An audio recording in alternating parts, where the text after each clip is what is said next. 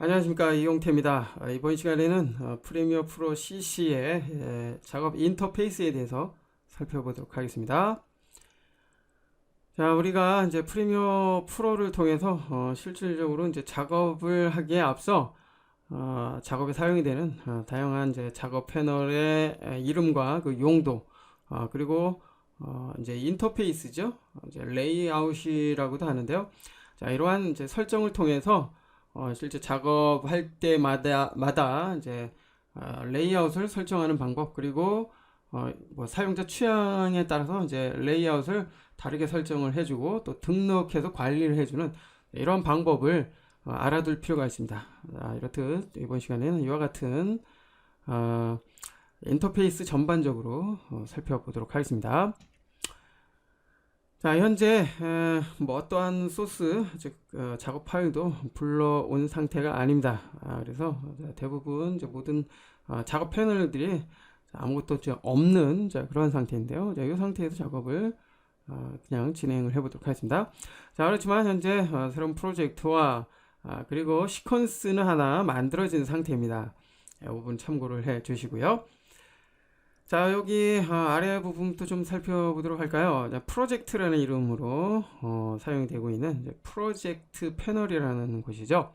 자, 프로젝트 패널에서는 이제 작업에 사용이 될 파일들을 여기서 만들거나 아니면 외부에서 파일을 불러왔을 때 그 파일들, 즉 프리미어에서는 이제 이런 파일들을 클립이라고 하는데요.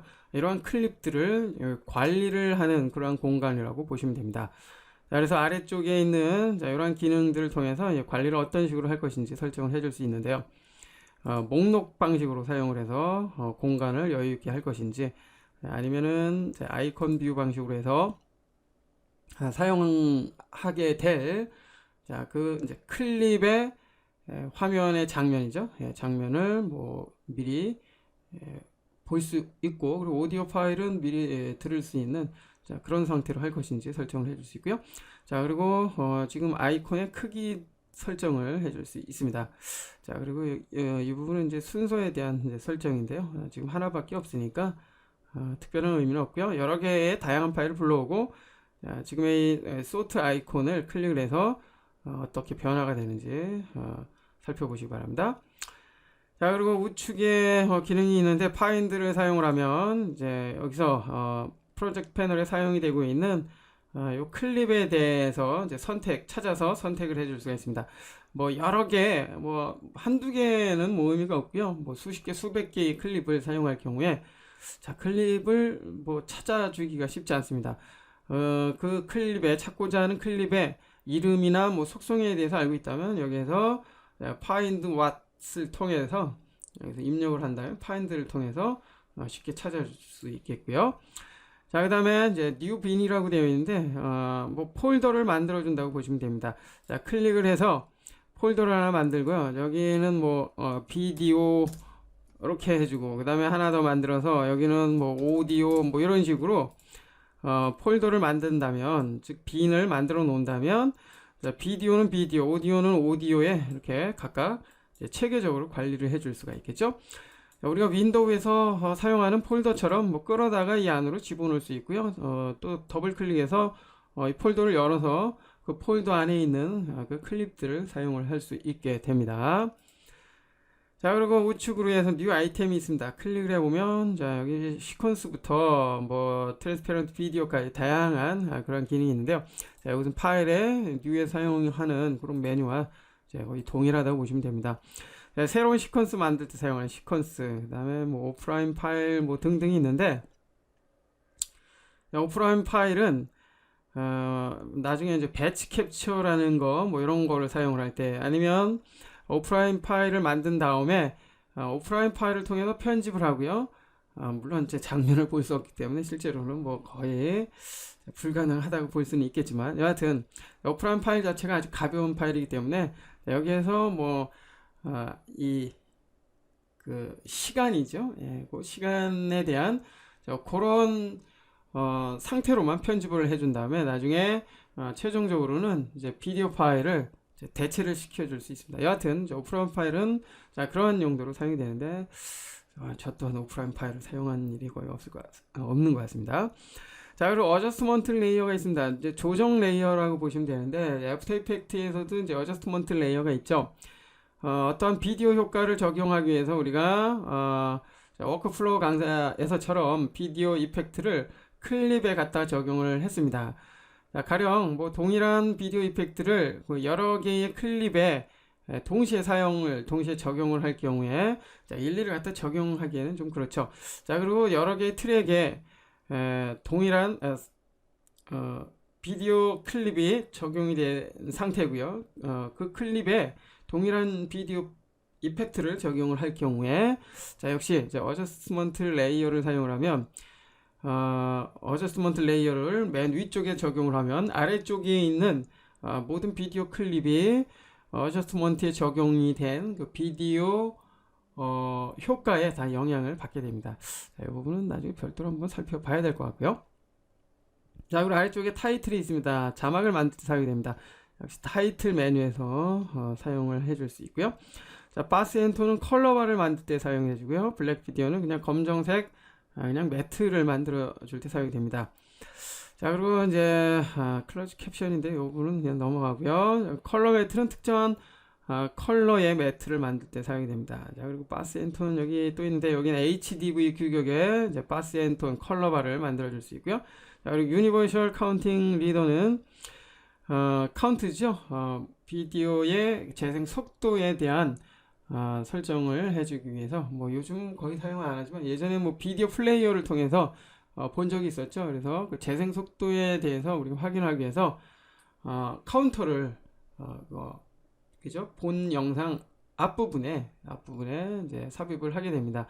뭐 3, 2, 1 뭐 이런 거 바뀌는 거 많이들 보셨죠? 자, 여하튼 그런 카운트를 만들 때 사용이 됩니다. 자, 그리고 트랜스페런트 비디오는 그냥 투명 클립이죠. 투명 클립을 만들어 줄 때 사용이 됩니다. 자, 여하튼 이 부분 여러분들이 한 번씩 선택을 해서 뭔가 한 번씩 살펴보십시오. 여기서 뭐 특별한 그 기능에 대해서는 해당 강좌에서 또 살펴볼 일이 있을 거고요. 자, 그리고 휴지통이 있는데요. 불필요한 아이템, 즉 클립을 삭제를 할 때 사용이 됩니다. 자, 그리고 이제 미디어 브라우저가 있는데요. 미디어 브라우저는 이제 여기서 이제 경로죠. 파일이 편집에 사용이 될 그 파일이 있는 경로를 지정을 해주면 여기에 이제 파일 목록이 여기서 나타납니다. 그러면 갖다가 끌어서 쓰기만 하면 되겠죠. 자, 이 미디어 브라우저에 대해서는 또 해당 강좌에서 자세히 살펴보고요. 자, 인포는 이제 작업에 대한 정보를 보여줍니다. 자, 그리고 이펙트 패널은 이제 이펙트에 대한 이제 그 목록을 보여주는데요. 자, 주로 여기에서는 이제 비디오 이펙트와 비디오 트랜지션 이펙트 주로 사용을 하겠고요. 자, 오디오 이펙트는 이제 거의 사용을 하지 않죠. 물론 뭐 전혀 사용을 하진 않지만 뭐 이제 하울링 효과라고 그러죠. 막 울리는 효과라든지 그다음에 뭐 코러스 효과라든지 등등 일반적으로 사용이 되는 그러한 오디오 이펙트는 뭐 여기서도 이제 사용할 수 있기 때문에 자, 뭐 작업에 따라서 원하는 효과를 이용을 해줄 수 있습니다. 자, 여하튼 이제 효과에 대한 목록은 여기 이제 이펙트 패널에 있다는 거 알 수가 있고요. 조금 좀 늘려볼까요? 늘려보니까 이제 마커라는 게 있고요. 자, 마커는 이제 특정 지점을 이제 표시하는 그런 개념으로 보시면 되는데, 자, 일단 넘어갑니다. 자, 히스토리. 자, 히스토리는 실제 우리가 스크롤을 통해서 또 이동을 해줄 수 있고요. 자, 여하튼 자, 여기 히스토리는 작업한 그 과정이 이제 기록이 되어 있는 그러한 패널이라고 보시면 됩니다. 우리가 작업을 잘못했을 때 언두를 하게 됩니다. 컨트롤 Z 키를 눌러서 언두를 하게 되죠. 물론 다시 되돌아오기 위해선 컨트롤 Shift Z 키를 이제 눌러서 다시 리두라는 작업을 하게 되는데요. 자, 그 작업들은 일일이 한 번씩 눌러줘야 됩니다. 그죠? 그 과정으로 가기 위해서. 자, 그런데 히스토리는 이제 작업했던 그 과정이 목록으로 이렇게 보여지기 때문에 여기서 원하는 그 과정을 선택을 해주면 자, 그 과정으로 이렇게 한 번에 이동을 해줄 수가 있습니다.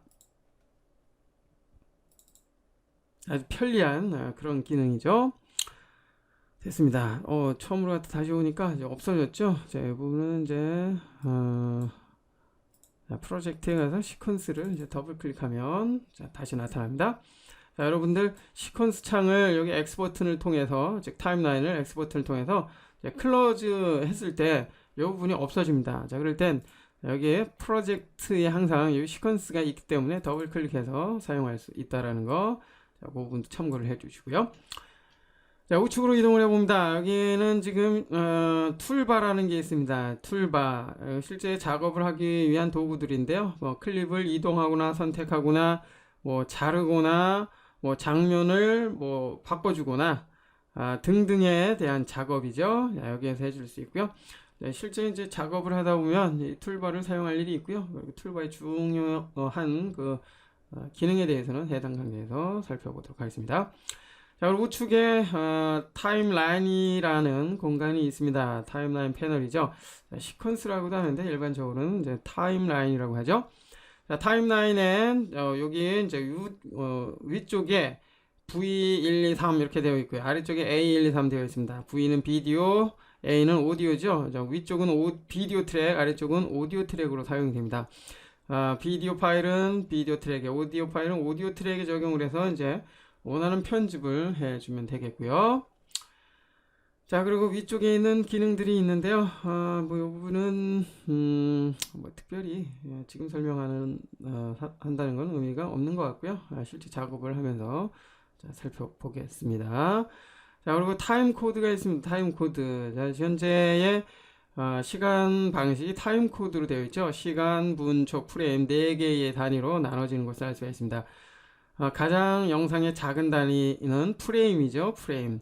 자, 여기에서 뭐 좌우로 드래그 해가지고 시간을 이동을 해줄 수 있고요. 클릭을 해서 또 원하는 시간대로 이동을 해줄 수 있고요. 자, 그리고 여기 current time indicator라는 타임 마커를 끌어서 원하는 시간으로 이동을 해줄 수가 있습니다. 즉, 작업 시간으로 이동을 해주는 것이죠. 자, 아래쪽에 확대 축소 버튼들이 있고요. 자, 세부 편집을 하기 위해서는 좀 이렇게 좁게 해서 확대를 해주고요. 그 다음에 뭐 대략적인 편집을 하기 위한 너프 편집을 이렇게 축소를 해서 작업을 해주면 됩니다. 자, 각 작업 패널은 자, 여기서 또 스크롤을 사용해서 원하는 위치로 이동을 해줄 수 있고요.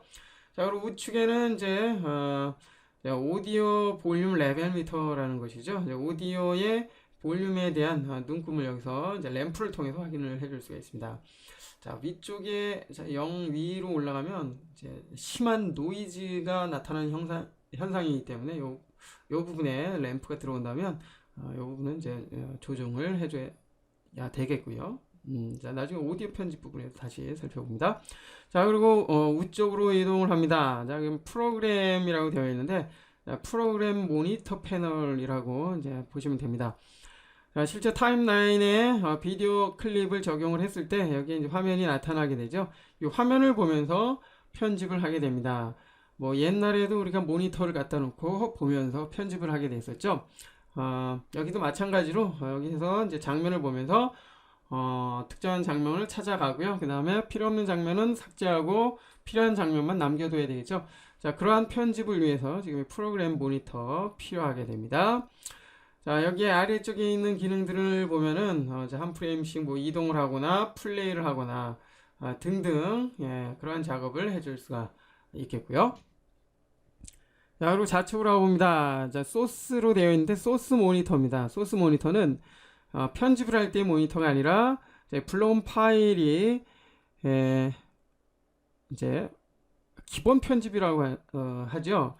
가편집이라고 하는데 실질적으로 여기에서 타임라인에서 필요 없는 장면을 이제 커트 이제 이런 편집을 하게 됩니다. 이제 저 같은 경우에는 이제 타임라인을 많이 활용을 하는데요. 뭐 이제 그 표준이라고 보죠. 편집의 표준은 사실 모니터 소스 모니터에서 장면을 커트해주고 그 다음에 타임라인으로 적용을 하는 방식을 사용을 하게 됩니다. 자, 여하튼 그러한 이제 가편집을 하기 위해서 어셈블 편집이라고도 하죠. 자, 그런 편집을 하기 위해서, 기초적인 편집을 하기 위해서, 지금의 이제 소스 모니터에 클립을 적용한 다음에 여기에 편집을 하게 되는데요. 자, 현재는 없기 때문에 좀 그러네요. 일단 하나 좀 불러와 볼까요? 자, 빈 곳을 더블 클릭해서 하나 불러옵니다. 자, 학습 자료 폴더로 들어가세요. 비디오 쪽으로 해서 하나만 불러옵니다. 하나만. 자, 아무거나 하나 불러옵니다. 자, 그리고 드래그해서 소스 모니터에 갖다 놓습니다. 자, 그럼 화면이 보이죠? 자, 여기에서도 역시 타임 마커를 통해서 원하는 편집, 커트, 자, 인점을 잡아주고요. 그 다음에 아웃점을 잡아서, 자, 여기서 요까지 이제 사용을 한다는 것이죠. 최종적으로. 자, 그 다음에 이제 타임라인에 적용을 하는, 자, 그러한 아주 기초적인 편집을 여기서 해줄 수 있다라는 것입니다. 사용하는 방법은 프로그램 모니터하고 이제 비슷하겠고요. 용도는 좀 다르다는 거. 자, 됐고요. 이제 그 다음에 이펙트 컨트롤. 이펙트 컨트롤은 이제 이펙트가 적용이 됐을 때 적용이 된 이펙트에 대한 세부 설정을 하기 위한 그러한 이제 컨트롤 패널이라고 보시면 됩니다. 자, 여기에서는 이제 클립, 즉 화면을 이동을 할 때 사용이 되는 모션이나 투명도를 조절을 해주는 오페서티와 같은, 자, 그러한 설정 작업을 또 해줄 수가 있습니다. 나중에 또 이펙트 컨트롤에 대해서 살펴보는 강좌가 있기 때문에 해당 강좌 살펴보시고요. 그 다음에 오디오 클립 믹서라고 되어 있는데, 이제 오디오 믹서라고 보시면 됩니다. 오디오에 대한 믹싱 작업을 할 때 사용을 하게 되죠. 역시 이제 오디오 편집에서 간단하게 뭐 레코딩 하는 장면, 녹음하는 장면이죠. 뭐 그러한 방법, 그리고 뭐 간단하게 또 설정하는 방법에 대해서 살펴보도록 하겠습니다. 자, 메타데이터는 이제 파일에 대한 이제 속성을 이제 세부적으로 확인을 해줄 수 있는 그런 기능이라고 보시면 되고요. 자, 그 밖에도 바깥으로 나와 있지 않은 그런 작업 패널들이 있습니다. 그럼 윈도우 메뉴 보시면은, 자, 여기 이제 다양한 그런 작업 패널들이 있는데요. 현재 체크가 되어 있는 것은 사용이 되고 있는 것이고요. 그렇지 않은 것은 뭐 밖으로 나와 있지만 활성화되지 않은 그러한 작업 패널이라고 보시면 됩니다. 자, 일반적으로는 지금 밖에 나와 있는 요 작업 패널들 위주로 작업을 하게 된다는 거 참고를 해 주시면 되겠고요. 자, 지금의 이제 프리미어 프로에서의 요 작업 패널들은 이제 각각 뭐 크기라든지, 예, 크기 설정, 자, 그리고 작업 패널의 위치 등을 또 새롭게 설정을 해 줄 수가 있습니다. 만약 지금의 요 툴이죠. 예, 도구 바를 여기가 아니라 가령 요 프로젝트 요 공간이죠. 네, 요 그룹에 같이 사용을 하겠다. 그러면 여기 지금 각 작업 패널의 이름 왼쪽 상단을 보시면 이렇게 점점점점으로 되어 있는 이 부분이 있습니다. 자, 여기는 이제 무브 핸들이라고 보시면 되는데, 자, 이 부분을 클릭 드래그 하면 원하는 위치로 얼마든지 이동을 해줄 수 있습니다. 이동을 할 때 작업 패널 중간으로 가면 중간 부분이 이렇게 진한 보라색으로 이렇게 나타나죠. 자, 그러면 그 안으로 집어넣는다는 것입니다. 그 그룹으로. 그죠? 자, 그리고 여기 사이드로 가보면 그쪽으로 새로운 공간을 만들어서 적용을 한다는 것입니다. 가령 이렇게 이 상태에서 마우스 버튼에 손을 떼면 이쪽으로 옮겨진다는 것이죠. 그죠? 자, 그리고 뭐 위쪽으로 하면 위쪽으로 옮겨지는 것이고요. 중간으로 하면 해당 그룹에 이렇게 새롭게 포함이 됩니다. 자, 이렇게 새로운 그룹으로 등록이 되죠. 자, 이와 같은 과정을 이제 도킹이라고 하는데요. 자, 바깥으로 다시 빼서, 자, 이렇게 빼서 또 원래 위치대로 또 새롭게 설정을 해줄 수 있고요. 자, 모든 작업 패널은 이와 같이 원하는 위치로 도킹 작업을 해줄 수도 있고요. 그리고 크기에 대한 설정도 얼마든지 가능합니다. 자, 지금의 인터페이스죠. 자, 인터페이스의 형태, 자, 이것을 레이아웃이라고 하는데, 레이아웃에 대한 설정을 윈도우의 워크스페이스를 통해서 설정을 해줄 수가 있습니다. 자, 작업의 이제 공간에 대한 설정이라고 보시면 되는데, 자, 기본적으로 저기 프리미어에서는 이제 어셈블 편집을 위한 이제 어셈블, 자, 그리고 자, 그러면 오디오 편집을 보다 간편하게 하기 위한 오디오. 자, 그러면 또 오디오에 적합한 그런 이제 레이아웃으로 바뀐 것을 알 수가 있고요. 자, 컬러 커렉션을 하면 이제 색 보정 작업을 하기 위한 그런 모듈, 이제 레이아웃으로 바뀌고요. 에디팅은 이제 기본이죠. 원래의 기본 상태로 자, 다시 되돌아갑니다. 자, 그 밖에 또 다양한 레이아웃이 있는데요. 프리미어 프로에서는 여러분이 우리가 원하는 레이아웃을 또 새롭게 등록을 해줄 수도 있습니다. 자, 가령 뭐 어떻게 할까요? 좀 애매한데요. 자, 메타데이터는 필요 없다 그러면 자, X 버튼을 눌러 닫기. 자, 이렇게 됐고요. 자, 크기 비율 이제 조절을 해주고요. 그 다음에 자, 요 타임라인이죠. 예, 타임라인을 위쪽에다 옮겨 놓겠다.